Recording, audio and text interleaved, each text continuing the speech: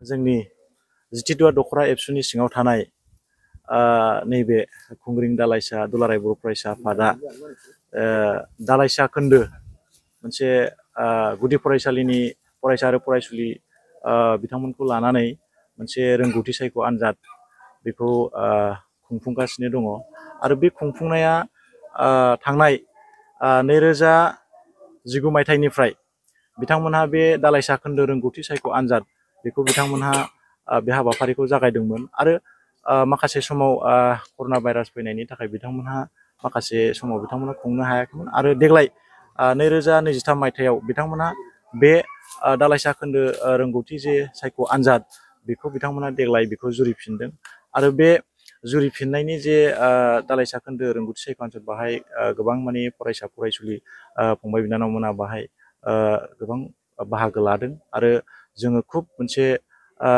बाख्नायनांगोन जे खुंग्रिं दालाइसा दुलाराय बर' फरायसा आफादा जे नैबे गुदि फरायसालिनि फरायसा फरायसुलिफोरखौ लानानै मोनसे रोंगौथि सायख' आनजाद खुंदों।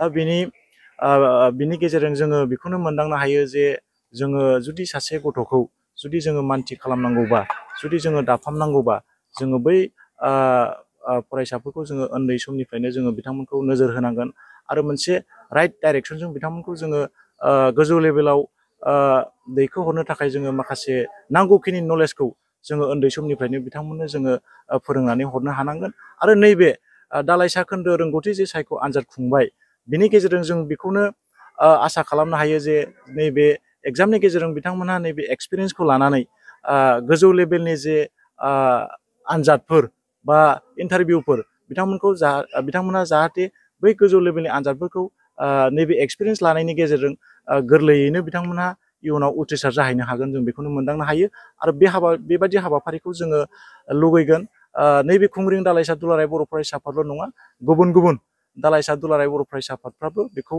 खुंफुंनो हायोबा खुब मोजां जायो होननानै जोङो बेखौ फोथायो आरोखि। दिनैहाय खुंग्रिं दालाइसा दुलाराय बर' फरायसा आफादनि बानजायनायावहाय नैथि दालाइसा खोन्दो रोंगौथि सायख' आनजाद 2023 बियो दा जागासिनो दङ। बियो मोनद' सेन्टाराव जादों खुंग्रिंनिनो। बियो जाहैबाय सानजारें academy, Thaigirguri LP school, Kharphaguri LP school, Burkhajbari LP school आरो सिथनागुरि एलपि स्कुल आरो खुंग्रिं हाइ स्कुल।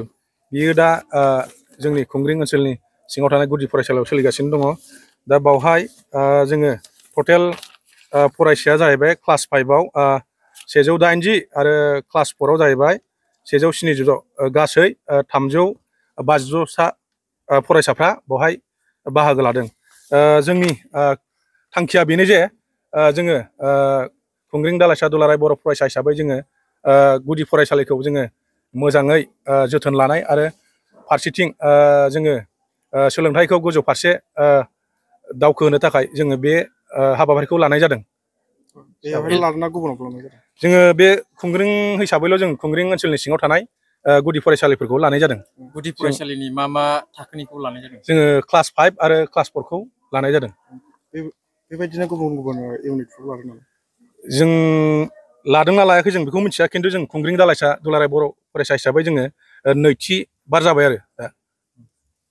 नों होदो।